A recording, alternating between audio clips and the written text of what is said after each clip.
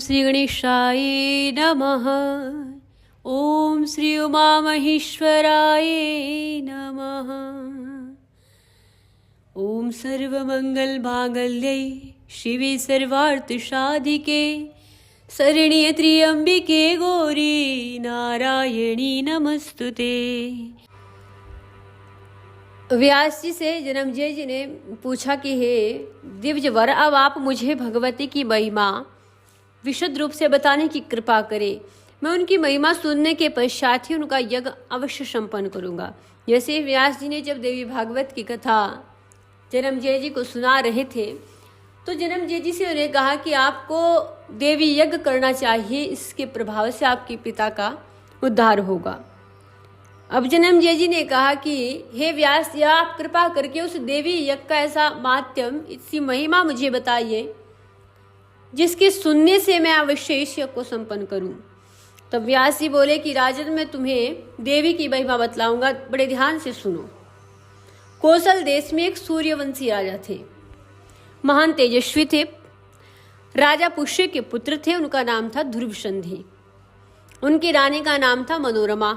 मनोरमा ने शुभ घड़ी में एक उत्तम पुत्र को जन्म दिया जिसका नाम रखा गया सुदर्शन। उस राजा की दूसरी रानी लीलावती ने भी एक माह बाद एक सुंदर पुत्र को जन्म दिया।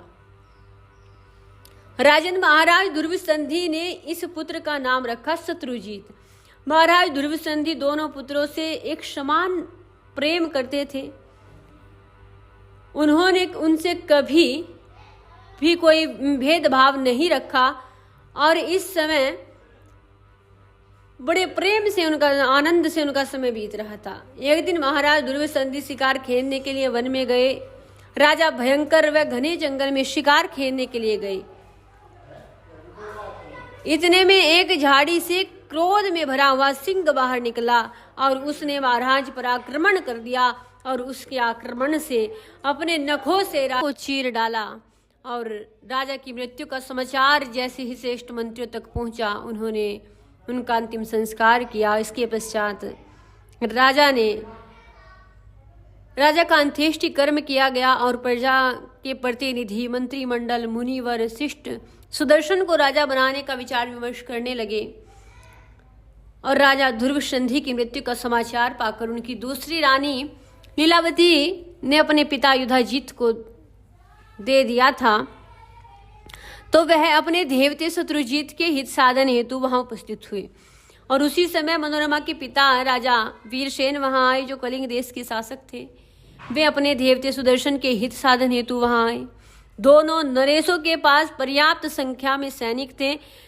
स्थिति बड़ी भयंकर थी। राजगद्दी पर किसका अधिकार हो, इस बात को लेकर के मंत्रिमंडल ने कहा, निश्चय ही आप लोग अपना स्वार्थ सिद्ध करना चाहते हो। एक की इच्छा है सुदर्शन राजा बने, दूसरे की इच्छा है कि शत्रुजीत राजा बने। वीरसेन और युधाजित दोनों नरेशों में बड़ा वाद विवाद छिड़ गया। दोनों राजाओं की सेना आपस में भिड़ गई और युद्ध प्रारंभ हो जाने पर वीरसेन युधाजित दोनों राजा लड़ने लगे।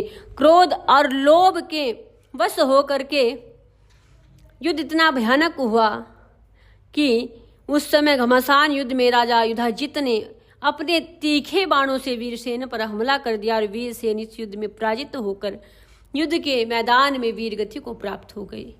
अब जैसे ही वीरसेन की मृत्यु का समाचार सुनकर उनकी पुत्री मनोरमा भय से घबरा गई। सोचा कि नीच युधाजित राज्य के लोभ में मेरे बेटों को भी मार डालेगा। सोचने लगी कि कहाँ जाऊं, क्या करूं। पिताश्री भी माने गए, पुत्र भी बालक है। लोभ तो पाप का मूल है। लोभी प्राणी माता पिता, भाई, बंधु बांधवों, गुरु तक को मार डालता है। यदि पापी युधाजित मेरे पुत्र को भी मौत के घाट उतार देगा तो फिर मैं क्या करूंगी। मेरी सोच लीलावती मुझसे सदैव बैर रखती रही है। सुना गया है कि इस कारण इंद्र ने अपनी विमाता दीति के गर्भस्थ शिशु को 60 टुकड़ों में काट डाला था। इसके बाद उन 60 टुकड़ों के भी 7 भाग कर डाले थे और उस समय इंद्र के स्वयं अपने वज्र से अत्यंत छोटा बना करके उसे हाथ में लेकर विमाता दीति के उदर में प्रवेश किया था। और वे ही 49 पवन अब भी धूलोक में विराजमान है। मैंने यह भी सुना है कि पूर्व काल में एक रानी ने अपनी सोच का गर्भ नष्ट करने के लिए उसे विष दे दिया था। कुछ समय बीत जाने के बाद जब उसका बच्चा उत्पन्न हुआ तब वह बालक की देह में विष समाया हुआ था और इसी कारण से वह बालक इस संसार में सगर के नाम से प्रसिद्ध हुआ था। अब रानी मनोरमा के शरीर पर एक अच्छी साड़ी ही शेष थी। उसने अपनी दासी का हाथ पकड़ा और अपने बच्चे को लेकर के गंगा जी के तट पर आ गई। डर के मारे घबराई हुई तुरंत नाव पर बैठ गई। पुण्य सलीला गंगा जी को पार करके चित्रकूट पहुंच गई। डरी हुई, घबराई हुई, व्याकुल होकर के ऋषि भरद्वाज जी के आश्रम में आई। मुनिवर बड़े कृपालु हैं, बड़े सहजता से रहते हैं। मुनिवर भरद्वाज जी ने कहा, पवित्र व्रत का उच्चारण करने वाली कल्याणी, आओ, तुम यहाँ निडर रह सकती हो पुत्री, और अपने पुत्र का भरण पोषण करो। तुम शत्रु के भय को त्याग दो और भविष्य में तुम्हारा पुत्र तो राजा बनेगा। और व्यास जी कहने लगे कि इस प्रकार मुनिवर भरद्वाज जी के कहने पर मनोरमा का चित्त शांत हुआ। अब वह मुनि के द्वारा प्रदान की गई कुटी पर निश्चित होकर के रहने लगी। व्यास जी कहते हैं कि युद्ध समाप्त हो जाने पर युधाजीत लड़ाई के मैदान से लौटकर अयोध्या गया और वह वहां पर वध करने की इच्छा से मनोरमा और सुदर्शन को खोज करने में लग गया कि कहाँ है मनोरमा, अपने पुत्र को लेकर के कहाँ गई है। अब युधाजीत ने अपने देवते शत्रुजीत को विधि पूर्वक राजगद्दी पर बैठा करके मंत्रियों को कार्य सौंप दिया और स्वयं उज्जैनी नगरी को चला गया। समय बीतता गया। बालक सुदर्शन कुछ बड़ा हुआ तो मुनि कुमारों के साथ खेल कूद में भाग लेने लगा। एक बार की बात है कि एक मुनि कुमार वहां आया और हास्य रूप में विद्दल को कलिब नाम से पुकारने लगा। और इस कलिब शब्द से कलिंग एक अक्षर है, वह सुदर्शन को स्पष्ट दिखाई पड़ गया। तुरंत याद कर लिया और अब वह अनुस्वारहीन उस शब्द को रटने लगा। सुदर्शन छोटा सा बालक कलिंग, यह काम बीज नामक भगवती जगदम्बिका का बीज मंत्र है और यह मंत्र सुदर्शन के हृदय में समा गया। अब सुदर्शन इसी मंत्र को मन ही मन इस काम बीज क्लिंग मंत्र का जप करते हुए खेलने लगा। खेलते हुए भी क्लिंग, सोते हुए भी क्लिंग, इसी मंत्र का जप करने में संलग्न रहता था। काम बीज मंत्र के प्रभाव से उसे धनुर्विद्या, नीति शास्त्र, संपूर्ण विद्याएं भली भांति प्राप्त हो गई। एक समय की बात है, राजकुमार सुदर्शन को भगवती जगदम्बिका का साक्षात दर्शन प्राप्त हुआ। बोलिए भगवती जगदम्बिका की जय, मात सरस्वती की जय। जैसे ही बाघ को देखा सुदर्शन का मुख प्रसन्नता से खिल उठा। माँ जगदम्बा की कृपा से उसे धनुष, तीखे बाण, तुनीर और कवच प्राप्त हो गए। काश्य नरेश की एक कन्या है जिसका नाम है शशिकला। उस शशिकला ने सुना कि समीप ही वन में मुनि के आश्रम में कोई एक राजकुमार रहता है, सर्वगुण संपन्न राजकुमार है, सुदर्शन के नाम से विख्यात है। अब सूरवीर होने के साथ साथ वह इतना सुंदर है मानो दूसरा कामदेव ही हो। उस कन्या ने मनी मन सुदर्शन को अपना पति बना लिया और वह शशिकला आधी रात को भगवती जगदम्बिका ने उसे स्वप्न में दर्शन देकर शशिकला को कहा कि सुदर्शन मेरा भक्त है, मेरी आज्ञा मान करके संपूर्ण कामनाओं को पूर्ण करेगा, अर्थात सुदर्शन ही तेरा पति होगा। माँ भगवती की बड़ी आराधना करती थी शशिकला और माँ सरस्वती के व्रत भी किया करती थी। उसी के प्रभाव से माँ जगदम्बिका ने दर्शन दे करके शशिकला को उत्तम वर प्रदान किया कि सुदर्शन मेरा भक्त है, तुझे अवश्य ही पति रूप में प्राप्त होगा। और जैसी ऐसा आशीर्वाद स्वप्न में माँ भगवती का शशिकला को मिला। शशिकला निश्चित हो गई, बड़ी प्रसन्न हुई। व्यास जी कहते हैं इधर राजकुमार सुदर्शन अनाथ था, उसके पास न तो कोई संपत्ति थी न कोई प्रसिद्ध सूरवीर ही था, केवल माँ जगदम्बिका की कृपा से काम बीज मंत्र उसके हृदय में समाया हुआ था और उसी मंत्र के प्रभाव से सुदर्शन को सिद्धि प्राप्त हुई। अब श्रृंग वीरेश्वर के अध्यक्ष निषाद ने सुदर्शन को उत्तम व्रत भेंट किया। तत्पश्चात उत्तम व्रत का पालन करने वाले मुनियों ने मनोरमा से कहा कि हे सुमुखी, अब तुम्हारा बेटा भूमंडल का सम्राट बनेगा। जैसे ऐसा सुना मनोरमा ने बड़ी सुंदर बात कही कि आपका वचन सत्य हो, मेरा पुत्र सदा आपकी सेवा में लगा रहेगा, मुनियों की सेवा में लगा रहेगा। और व्यास जी कहते हैं सुदर्शन को सभी विद्याएं प्राप्त हो गई थी। वह रथ पर बैठकर जहां भी जाता ऐसा मान पड़ता मानो उसके साथ एक अक्षोक्षणी सेना हो। और उधर शशिकला के पिता राजा सुबाहु ने कन्या को विवाह योग्य जान करके स्वयंवर की तैयारी प्रारंभ की। महाराजा सुबाहु ने के दरबार में इच्छा स्वयंवर की योजना बनी। शशिकला का मन उद्विग्न हो गया। उसने अपनी सखी को बताया और कहा कि तुम एकांत में जाकर के मेरी माता को सब बातें बता दो कि मैं अपने हृदय में दुर्विसंधि के कुमार को पति रूप में स्वीकार कर चुकी हूँ। भगवती की कृपा से वह मेरा पति बन चुका है। व्यास जी कहते हैं शशिकला की सहेली तुरंत उनकी माता के पास गई, सब बातों से अवगत कराया। रानी ने राजा के आने पर पुत्री की सभी बातें उन्हें बताई। अब राजा बड़े आश्चर्य में पड़ गए। हंसते हुए बोले, रानी से कहने लगे कि सच्ची बात बताओ, हे सुमुखी, तुम उस बालक के विषय में जानती क्या हो? वह राज्य से निकाला गया राजकुमार है। वह निर्जन वन में अपनी अकेली ही कन्या का पति होने का अधिकारी कैसे हो सकता है? तुम उसे समझा दो कि स्वयंवर में एक से बढ़कर एक प्रभावशाली, शक्तिशाली व बलशाली नरेश आने वाले हैं।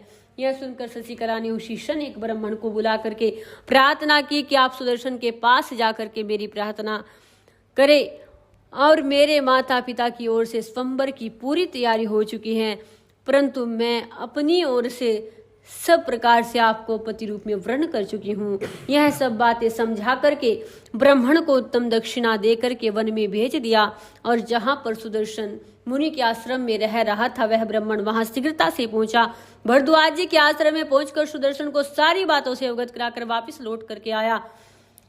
व्यास जी कहते हैं कि राजन अपने पुत्र सुदर्शन को स्वयंवर में जाने की तैयारी करते देख करके माता को बड़ी पीड़ा होने लगी और वह सुदर्शन से पूछने लगी कि पुत्र आज कहाँ जाने की तैयारी कर रहे हो?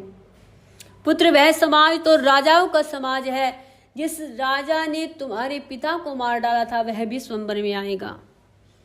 वहां जाने पर हो सकता है वह तुम्हें भी मार डाले। सुदर्शन ने कहा, माँ, एक कल्याणकारी माँ होनी तो होकर के रहती है। भगवती जगदम्बिका की कृपा से मेरे मन में भय नाम की कोई चीज नहीं है। माता मनोरमा भयभीत होकर के कांपने लगी। उसने कहा, बेटा, मैं भी तुम्हारे साथ चलूंगी। इतना कह करके वह भी अपनी दासी को साथ लेकर के घर से चल पड़े और ब्राह्मणों ने आशीर्वाद प्रदान किया। माँ बेटे दोनों प्रसन्नता के साथ वहां से चले। सुदर्शन, माँ मनोरमा और दाई एक ही रथ पर चढ़कर समय अनुसार काशी पहुंच गए। उनके आने का समाचार सुनकर के राजा सुबाहु ने आगे बढ़कर उनका स्वागत किया। राजा युधाजित भी अपने देवते के साथ वहां पर आए हुए थे और अन्य प्रमंत्री प्रांतों के राजा भी, महान प्रतापी योद्धा भी स्वयंवर में सम्मिलित हुए थे। व्यास जी ने बताया कि दूसरे दिन सुमुहूर्त में राजा सुबाहु ने अपने महल में राजाओं को बुलाया। वहां पर अनेक उत्तम मंच लगे हुए थे। राजकुमारी शशिकला वस्त्राभूषण से सुसज्जित थी। विवाह में धारण करने योग्य समस्त वस्तुएं उनके शरीर की शोभा बढ़ा रही थी, मानो साक्षात लक्ष्मी ही लग रही थी। और तब उसके पिता सुबाहु ने मुस्कुराकर उससे कहा, पुत्री, उठो और हाथ में फूलों की माला लेकर के सभा भवन में जाओ। देखो, आज सभा भवन में बहुत से राजा आए हुए हैं। उनमें से जो रूपवान, गुणवान और उत्तम वंश से संबंध रखने वाला श्रेष्ठ राजा तुम्हारे मन को अच्छा लगे, बस उसी के गले में यह फूलों की माला डाल देना। पिताश्री की आज्ञा सुनकर के शशिकला बोली, पिताजी, मेरा यह निश्चय दृढ़ है कि मैं सभा में उपस्थित हुए राजाओं के सम्मुख नहीं जाऊंगी। यदि आप मेरा कल्याण चाहते हैं तो किसी सुमुहूर्त में सुदर्शन के साथ मेरा विवाह करा दे। जब शशिकला की बात सुनी तो राजा सुबाहु चिंता मग्न हो गए और उनकी चिंता का कारण यह था कि इस अवसर पर यदि मैं स्वयंवर में उपस्थित राजाओं से यह कह दूं कि मेरी कन्या स्वयंवर में नहीं आना चाहती तो वे दुष्ट बुद्धि वाले राजा मुझे जान से मार डालेंगे। और इस प्रकार चिंता मग्न होकर के और मन ही मन कुछ सोच करके राजा सुबाहु नरेशों के पास गए। उन्हें प्रणाम करके नम्रता के साथ बोले, क्या कि हे महानुभाव राजाओं, मैं विवश हूँ। मेरी पुत्री स्वयंवर में नहीं आना चाहती। मैं आप सभी नरेशों का सेवक हूँ। आपके चरणों पर मेरा मस्तक पड़ा है। अब आप पूजा स्वीकार करके अपने अपने भवन पर पधारने की कृपा करें। मैं आपका कृतज्ञ हूँ और कि आप यहाँ पधारे हैं और मुझे सब प्रकार से आपकी सेवा स्वीकार है। अब मैं आपसे विनती करता हूं कि मेरी पुत्री को आप सब अपनी पुत्री समान समझ करके क्षमा कर दें। अब जैसे ही सुबाहु की बात सुनी तो कुछ नरेश तो चुप रहे, परंतु युधाजीत की आंखें क्रोध से लाल हो गई। क्रोधित होकर के सुबाहु से बोला, राजा तू बड़ा मूर्ख है, तूने स्वयंवर क्यों रचाया? क्या तू समस्त नरेशों का अपमान करना चाहता था? और इतना अपमान करके सुदर्शन के साथ अपनी कन्या का विवाह करना चाहता है? मैं तुझे अभी मार डालूंगा, इसके बाद सुदर्शन भी मेरे हाथ से काल का ग्रास बन जाएगा। फिर मैं तेरी पुत्री का विवाह अपने दो हित्र के साथ करा दूंगा। तेरा भला इसी में है, स्वयंवर के कार्य को पूरा कर, ऐसा देख कलह में पड़ना उचित नहीं है। जैसे युधाजीत ने ऐसी बातें की, सुबाहु ने शोक के समुद्र में गोते खाने लगे, लंबी लंबी सांस लेने लगे और भवन में आए दुखी हृदय से अपनी पत्नी से बोले, हे प्राण प्रिय, तुम ही धर्म के अनुसार कुछ बातें कहो, तुम अपनी पुत्री को समझाओ। क्या भयंकर परिस्थिति आ गई है, अब इसमें मुझे क्या करना चाहिए? मैं स्वयं कुछ करने में समर्थ नहीं हूं, क्योंकि मैं तो तुम्हारे अधीन हूँ। राजा सुबाहु की बात सुनकर के रानी अपनी पुत्री शशिकला के पास आई और बोली, पुत्री महाराज बहुत दुखी है, यदि तुम हट पूर्वक सुदर्शन का ही वर्ण करोगी तो युधाजीत हम सबको मार डालेगा। माता की बात सुनकर के भी शशिकला जरा भी भयभीत नहीं हुई, निर्भीकता पूर्वक बोली, आप चिंता छोड़ करके वैवाहिक विधि का पालन करते हुए मुझे सुदर्शन के हाथों में सौंप दीजिए, जिनके नाम का कीर्तन करके बड़ी बड़ी विपत्तियां नष्ट हो जाती है, वे ही भगवती चंडिका हमारा कल्याण करेगी और उन्हीं के आशीर्वाद से मैं सुदर्शन का वर्ण करूंगी। और आज ही रात्रि के समय वैदिक विधि से मेरा पानी ग्रहण सुदर्शन के साथ करा दीजिए, मैं अकेली ही सुदर्शन के साथ प्रस्थान कर जाऊंगी। माँ सरस्वती की बड़ी कृपा रहेगी। राजा सुबाहु का अंतःकरण बड़ा ही पवित्र था। जैसे ही अपनी पुत्री की बात सुनी, राजाओं के पास गया, उनसे बोला, हे राजाओं, आज आप लोग अपने अपने सेन कक्षों में पधारे, विवाह का कार्यक्रम कल होगा। आप लोग कल इसी सभा में, इसी भवन में पधारे और कल मिलकर के विवाह का कार्यक्रम संपन्न करेंगे। राजाओं, आज हमारी कन्या शशिकला को स्वयंवर में आना बिल्कुल भी संभव नहीं है। राजा सुबाहु की बात सुनकर के राजा अपने अपने स्थानों को चले गए और इधर सुबाहु ने रात्रि में विवाह का कार्यक्रम निश्चित किया। अंतपुर में ही गुप्त स्थान पर विवाह वेदी बनाई गई और राजा सुबाहु ने अपनी पुत्री शशिकला का विधि पूर्वक सुदर्शन के साथ पानी ग्रहण संस्कार करा दिया। और जब राजाओं को पता चला कि पानी ग्रहण संस्कार संपन्न हो गया, उनके क्रोध के जमाने नहीं हुए, नगर के बाहर निकल करके कहने लगे, सुदर्शन निश्चय ही राजकुमारी शशिकला के अयोग्य है।